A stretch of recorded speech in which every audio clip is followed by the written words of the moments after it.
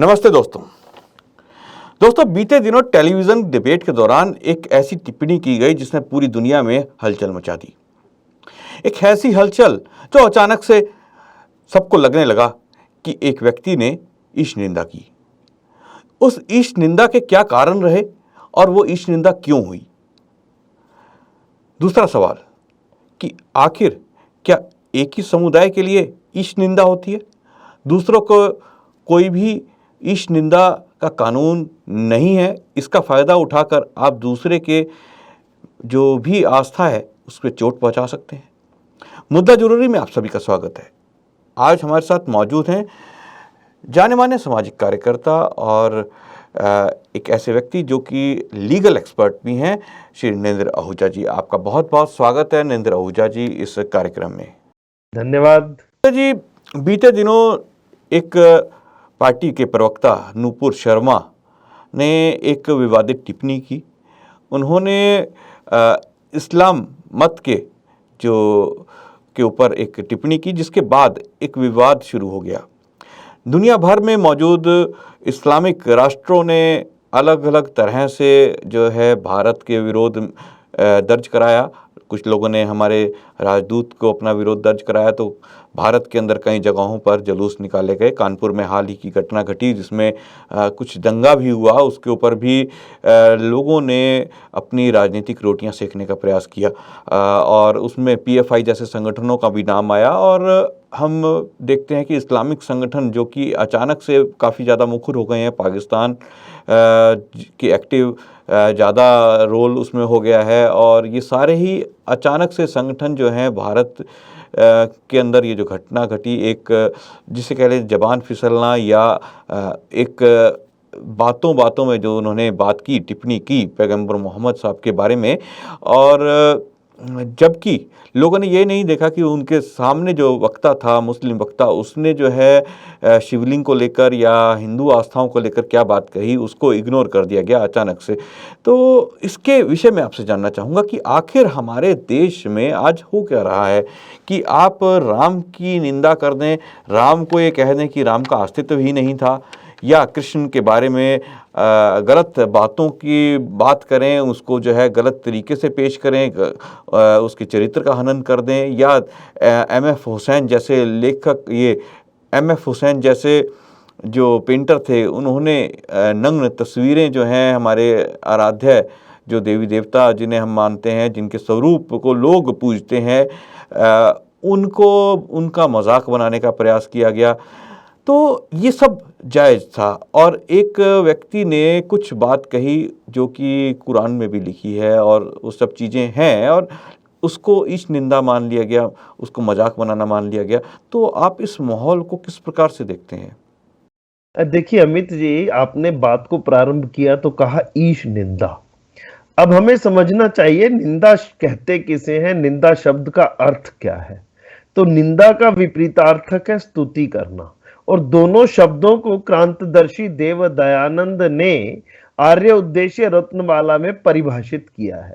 स्तुति को परिभाषित करते हुए देव दयानंद लिखते हैं कि जिस भी पदार्थ का, और आज के संदर्भ में जो चर्चा कर रहे हैं तो ईश्वर का, जैसा गुण कर्म स्वभाव है, स्वरूप है, वैसा जानना प्रथम, मानना द्वितीय, कहना तृतीय, यह उसकी स्तुति कहलाती है।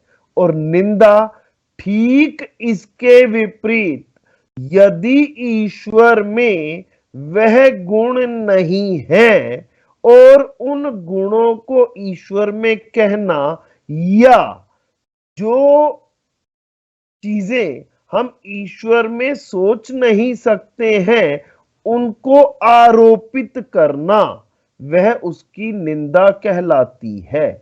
अब इसका सीधा सीधा तात्पर्य निकल करके आता है कि हम इस सृष्टि में एक ईश्वर को जानते और मानते हैं, और यदि मैं कहूं कि ईश्वर का सत्य स्वरूप क्रांतदर्शी दयानंद ने आर्य समाज के दूसरे नियम में बड़े स्पष्ट रूप से परिभाषित किया है।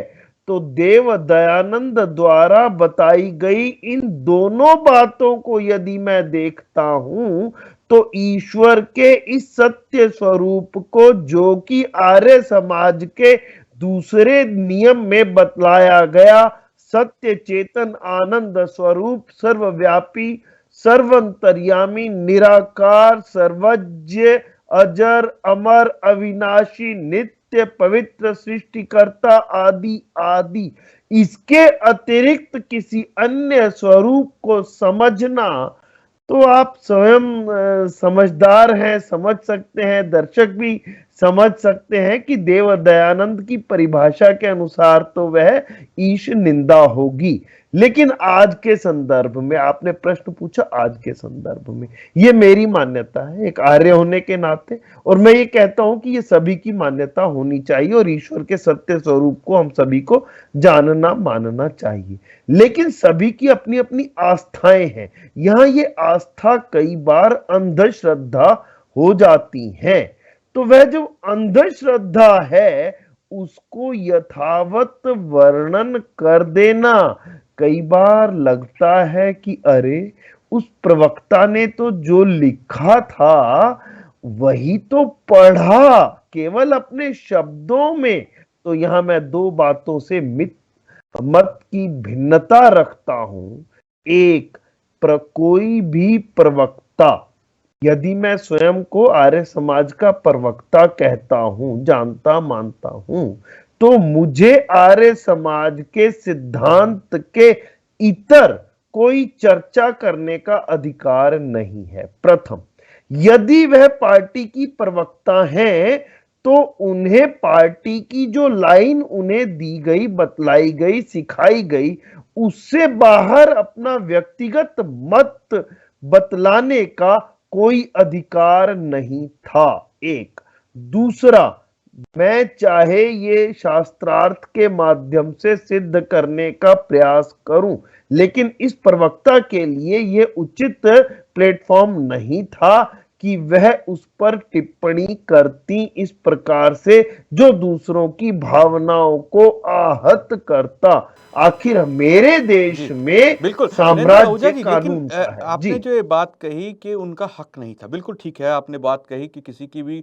आस्था कुछ भी हो सकती है, वो किसी भी चीज़ को लेकर आस्था कर सकता है। ईश्वर का जो स्वरूप है, आर्य समाज उसको किसी अन्य रूप में मानता है, इस्लाम किसी अन्य रूप में मानता है, ईसाई किसी और रूप में मानते हैं। सबका अपना-अपना मत है, सबकी अपनी-अपनी आस्था है और पौराणिक जो हैं हिंदू, वो अन्य रूप में मानते हैं, वो देवी देवताओं को साकार रूप में पूजते हैं। लेकिन आस्था है, यहाँ आस्था का सवाल है। आस्था का सवाल जब उठता है तो शायद लोग कहते हैं कि आस्था जहाँ होती है वहाँ पर आपको प्रश्न नहीं करना चाहिए, इस तरह की बात आती है। लेकिन यहाँ मामला ये है कि अचानक से ही अल-कायदा भी अब कूद पड़ा है। अल-कायदा ने भी इसमें धमकी दी है कि भारत में इस बयान के बाद भारत में हम आत्मघाती हमले करेंगे, आत्मघाती हमलों के लिए भारत में लोगों को तैयार करने की बात की गई। एक चिट्ठी बाकायदा जो है वो सोशल मीडिया में चल रही है। उस चिट्ठी के कई मायने हो सकते हैं, वो सच हो या झूठ हो, लेकिन उसको पढ़ने वाले कुछ लोग हो सकते हैं जो उससे प्रभावित हो जाएं और हिंसा का रास्ता अपना लें। तो आपको क्या लगता है, कहीं न कहीं ये जो प्रवक्ता द्वारा बात कही गई, ये बात आपने जैसे कहा कि अननेसेसरी या गैर ज़रूरी थी, लेकिन हमारे देश के अंदर आज एक बात कह देने भर से जान की धमकी देना, उसके परिवार को अलग-अलग प्रकार से धमकी देना और भारत सरकार का दबाव में, आपको लगता है कि भारत सरकार इस दबाव में आ गई, उन्होंने उनको हटा दिया, ठीक है, और भारत में अभी जो ये दंगे फसाद हो रहे हैं कानपुर में जैसे हुए इसी को लेकर, तो ये सब चीज़ें आपको लगता है कि भारत जैसे देश में कहीं न कहीं ये सब साजिशन हो रहा है, जो अब भड़काने की बातें हो रही हैं? ठीक है, उन्होंने बोला। देखिए अमित जी, मैं स्पष्ट कर दूं, अभी तक बात चूंकि केवल एक भाजपा प्रवक्ता के बारे में हो रही थी, अब मैं बात को प्रारंभ करूं कि उस प्रवक्ता ने अपनी बात को किस क्रिया की प्रतिक्रिया में रखा। सर्वप्रथम दोषी तो वह व्यक्ति है जिसने क्रिया करते हुए हिंदू देवी देवताओं पर अनर्गल आरोप लगाते हुए बहुत एक निंदित और घृणित टिप्पणी की और उस पर भी बवाल मच सकता था यदि उस टिप्पणी का जवाब उसी ढंग से दिया गया तो मैं इसे भी गलती मानता हूं, क्योंकि यदि कोई व्यक्ति अनर्गल भाषा में मुझे कुछ दुर्व्यवहार करते हुए गाली देता है तो मेरा बिल्कुल भी ये मान्यता नहीं है कि मैं उसकी गाली के जवाब में उसे गाली दे दूं। अपितु मेरा यह है कि यदि वह व्यक्ति गाली देता है तो मैं उसे बहुत कड़े लेकिन स्पष्ट शब्दों में यह बतलाऊं कि आप गलत कह रहे हैं और उसकी उस गलती के लिए भारतीय संविधान के अंतर्गत, दंड संहिता के अंतर्गत जो भी आवश्यक कार्रवाई है वह की जाए। एक दूसरा, गाली के बदले में गाली देने का नहीं बनता था। दूसरा, आपने कहा कि अलग अलग मान्यताएं हैं। ठीक है, हमारी आस्थाएं हैं और मेरा किसी का भी किसी की आस्थाओं पर चोट पहुंचाने का अधिकार नहीं है, लेकिन उस सज्जन ने क्रिया करते हुए, मैंने अभी भी उसे दुर्जन नहीं कहा है, सज्जन कहा है, क्योंकि मेरे मुख से निकलेगा ही नहीं। मुझे आर्य समाज में दीक्षा ही ऐसी मिली है।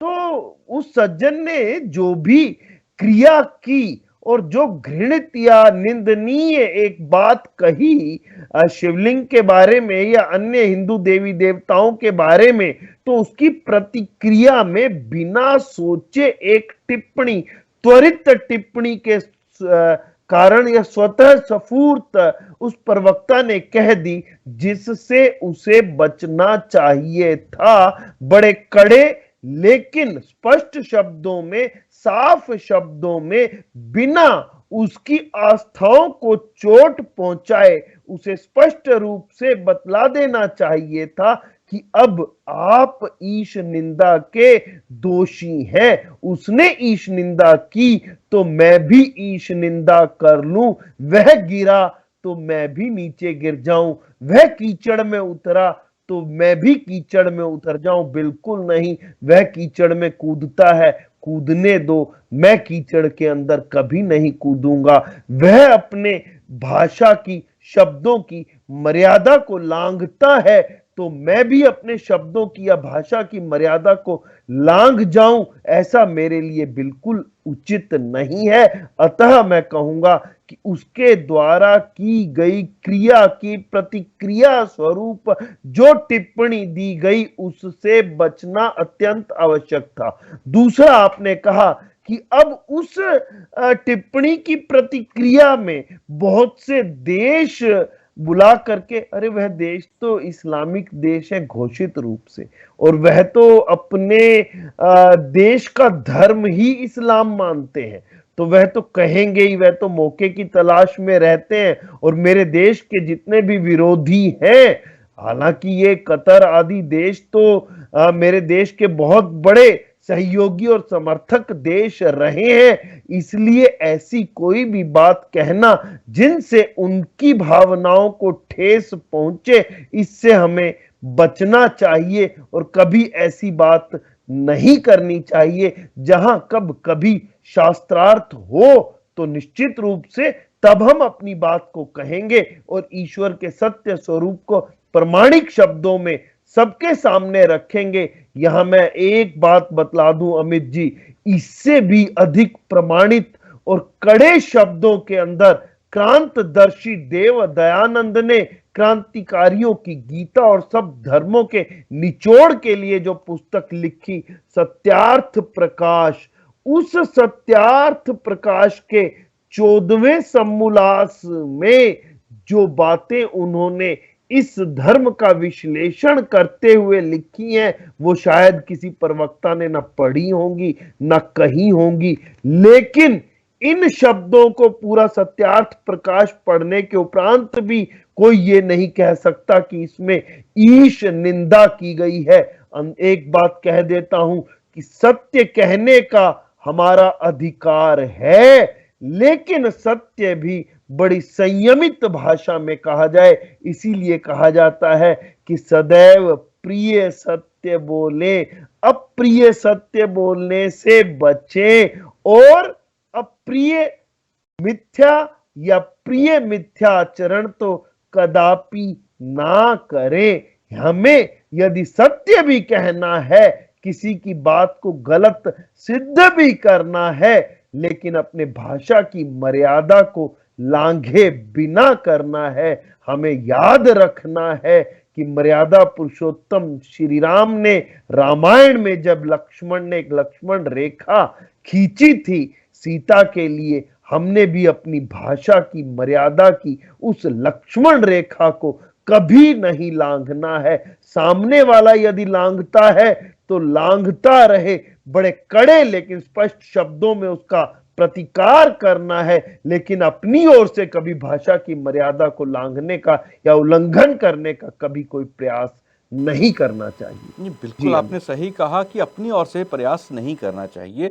लेकिन हम देखते हैं कि काफ़ी समय से जाकिर नायक एक ऐसा नाम है जिसको लेकर काफ़ी विवाद रहे, क्योंकि जाकिर नायक इज्तिमा नामक कार्यक्रम करते थे जिसके अंदर लाखों की भीड़ टेलीविज़न पर दिखाई जाती थी और हिंदू देवी देवताओं, हिंदू आस्थाओं, हिंदू पुस्तकों, वेद, रामायण, गीता आदि का वो उल्लेख करके वो व्यक्ति अ, इस्लाम की बढ़ाई करता था और उस पुस्तक में दिए गए चीज़ों को वो नीचा दिखाने का प्रयास करता था। उसके ऊपर आतंकवाद से जुड़े भी बहुत सारे ऐसे केस आए सामने जो उसकी विचारधारा से प्रभावित होकर आतंकवादी संगठनों से जुड़े। और ये जाकिर नायक को आज मलेशिया ने अपने देश के अंदर शरण दे रखी है। और अब ये जो घटनाक्रम घटा है जिसमें नुपुर शर्मा को के ऊपर लोगों ने आरोप लगाया कि उन्होंने ईश निंदा की या जो भी उन्होंने बोला, उसके बारे में मलेशिया जैसे देश जो कि आज जाकिर नायक को अपने देश में लेके बैठा है, जहां जो हिंदुओं की आस्था से हमेशा से खिलवाड़ करता रहा, उसको तो उसने अपने देश में रखा हुआ है। वहीं इस मामले में वो भारत को ये कह रहा है, सीख दे रहा है कि मुसलमानों के लिए भारत को क्या कदम उठाने चाहिए या ये ईश निंदा हुई है इसके लिए क्या किया जाना चाहिए। वहीं कतर की बात करें तो एमएफ हुसैन को नागरिकता कतर नहीं दी थी और वही एमएफ हुसैन जिसे कभी भारत में पिकासो कहा जा रहा था, उसकी तुलना की जाती थी, बहुत बड़ा पेंटर कहा जाता था, उसे एमएफ हुसैन ने बहुत सारे जो देवी देवताओं की जिसे लाखों हिंदू जो हैं अपनी आस्था मानते थे उनको उनके नग्न चित्र बनाए। इसके अलावा बहुत सारे हम देखते हैं कि इस प्रकार के प्रोडक्ट्स आते हैं जहाँ पर फोटोग्राफ्स जैसे जूते चप्पलों के ऊपर फोटोग्राफ्स हिंदू देवी देवताओं के छाप दिए जाते हैं। तो बहुत सारे लोग जो इन चित्रों में आस्था रखते हैं, इस आकार में आस्था रखते हैं ईश्वर के, उनकी आस्थाएं कोई मायने नहीं रखती। क्या उनकी आस्थाएं कुछ नहीं है? केवल और केवल इस्लाम को मानने वाले लोगों की आस्थाएं हैं, क्योंकि आज दुनिया में कुछ देश जो ऑर्गेनाइजेशन ऑफ इस्लामिक कंट्रीज़ एक है, वो उस देश वो जो उसके जो सदस्य देश हैं वो सब की आस्था है, क्योंकि वो इस्लामिक हैं, हमारे दोस्त हैं। आपने जैसे कि बोला कि वो दोस्त हैं, तो क्या एक हिंदू की आस्था आस्था नहीं है? एक मुस्लिम की आस्था आस्था ही है। और क्योंकि उनके पीछे बहुत सारे राष्ट्र खड़े हैं, बहुत सारे देश खड़े हैं और वो देश जो है भारत के लोगों को बुला बुला कर जो है कह रहे हैं कि आपके देश में एक प्रवक्ता ने, क्योंकि वो पार्टी जो है इस वक्त शासन कर रही है देश में, तो उसके प्रवक्ता द्वारा कही गई बात को उन्होंने काफ़ी गंभीरता से ले लिया। लेकिन कभी एमएफ हुसैन या जाकिर नायक को लेकर कभी भी इन देशों ने कुछ नहीं बोला। भले ही भारत ने जाकिर नायक के खिलाफ बहुत सारी रेड कॉर्नर नोटिस भी जारी किया। और इसके अलावा अगर हम बात करें तो कमलेश तिवारी की हत्या की गई, ईश निंदा कहकर उसका उसका गला रेत दिया गया। पाकिस्तान के हालात देखें, पाकिस्तान के हालात भी सेम उसी तरह के हैं कि वहाँ पर भी अगर किसी को भी आपको परेशान करना हो, किसी हिंदू को या अल्पसंख्यक को, जो कि हिंदू वहाँ पे अल्पसंख्यक हैं, वहाँ पर कोई ईसाई हो या हिंदू हो, कोई सिख हो, उसको एक बार सिर्फ यही कहना है कि इस व्यक्ति ने ईश निंदा की। बीच में एक ऐसा मामला भी सामने आया कि एक जो मदरसे में पढ़ाने वाली एक टीचर थी, उसको मार दिया गया कुछ महिलाओं द्वारा, क्योंकि उनमें से कुछ महिलाओं को किसी ने यह कहा कि उसने सपने में देखा है कि इस टीचर ने ईश निंदा की, सपने में देखा कि उस टीचर ने ईश निंदा की तो उस टीचर का गला रेत दिया गया। इसी प्रकार से फ्रांस में हुआ, कार्टून बनाने वाले और क्लास में कार्टून दिखाने वाले व्यक्ति का सरेआम गला रेत दिया गया। तो क्या दूसरों की आस्था नहीं होती है क्या? ये बात सबसे बड़ा सवाल जो है आज हमारे सामने खड़ा है। अल-कायदा जैसा संगठन यहाँ पे धमकाने आ गया है भारत में कि हम धमाके करेंगे। पाकिस्तान को हमने देख लिया, अफगानिस्तान में बामियान में जो है मूर्तियां तोड़ दी गई सरेआम। तो नरेंद्र आहूजा जी, सवाल ये है कि क्या भारत में रहने वाले अन्य मतों के लोग, या कहें सीधी सीधी बात करें, हिंदुओं की आस्था नहीं होती, उसका कोई भी मजाक बनाया जा सकता है, कुछ भी किया जा सकता है, लेकिन दूसरे के बारे में आप कुछ भी बात कर सकते हैं और कुछ भी बोल सकते हैं, वो उसको हम मान लेंगे। लेकिन अगर हम इस्लाम के खिलाफ कुछ बोलते हैं तो वो हमारी जान लेने के लिए उतारू हो जाएंगे। जैसा कि अभी अल-कायदा ने कहा है कि मानव बम बनाइए, आत्मघाती हमलावर बनाइए और पूरे देश में जो है इस प्रकार के हमले कीजिए इस निंदा को चलते। तो क्या हिंदुओं की आस्था कहीं मायने नहीं रखती?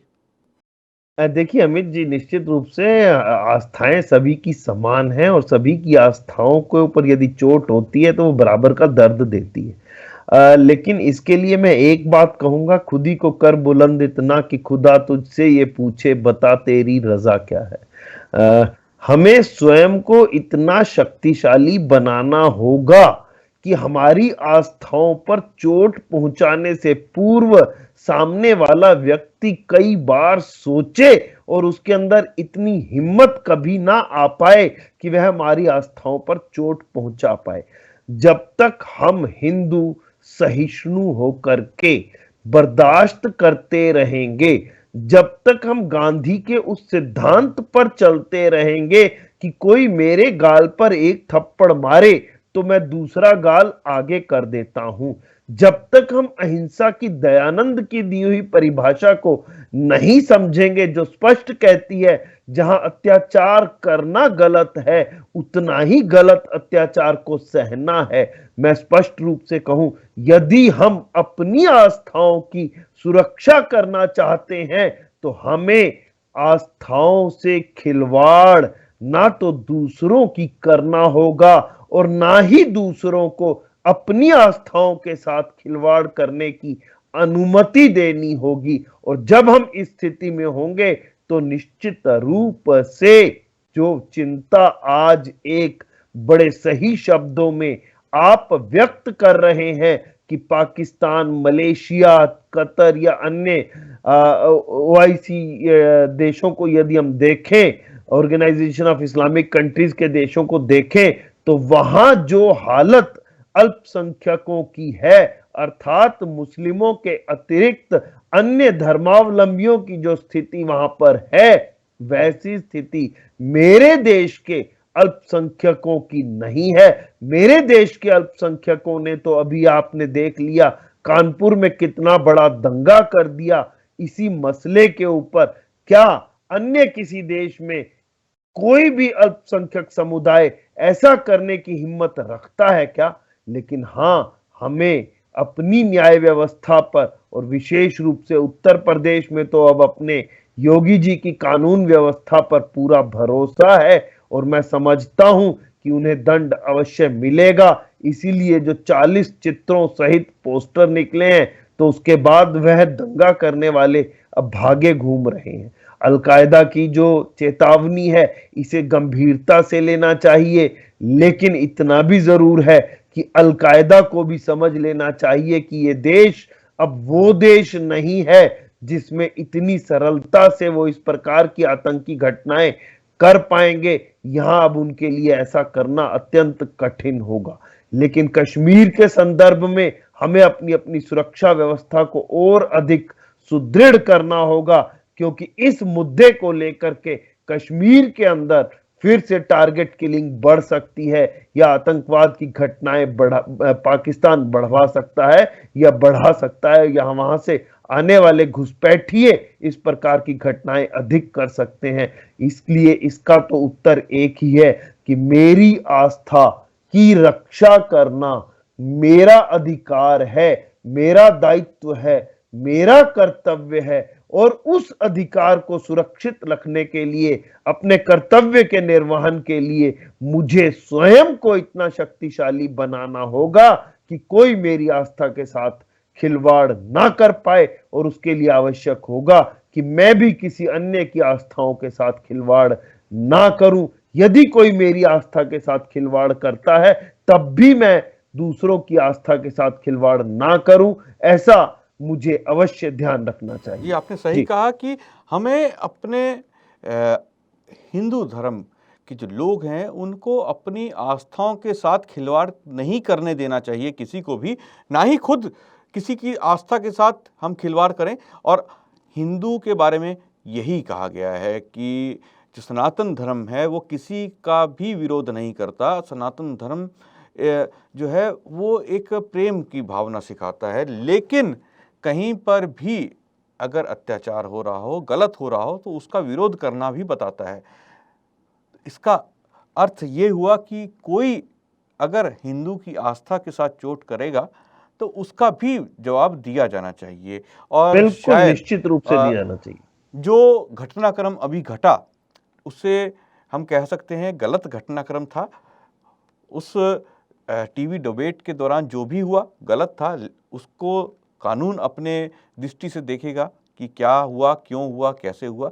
लेकिन दूसरे देश जो इस्लामिक देश भारत को सीख देने का प्रयास कर रहे हैं, पहले उन्हें अपनी गिरेबान में झांकना गिरेबान में चाहिए। झांकना उन्हें चाहिए। देखना होगा कि वो क्या हैं, उनके देश में रहने वाले अल्पसंख्यकों की हालत क्या है। और ऐसा नहीं है कि उनकी आस्था ही आस्था है, हमारी सनातन धर्म की भी अपनी आस्था है।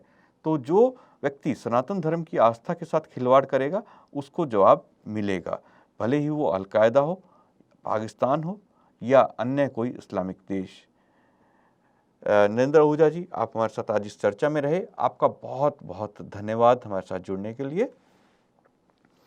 दोस्तों, कल फिर मुलाकात होगी एक नए विषय और एक नए मुद्दे के साथ। आज मुझे आज्ञा दीजिए, नमस्ते।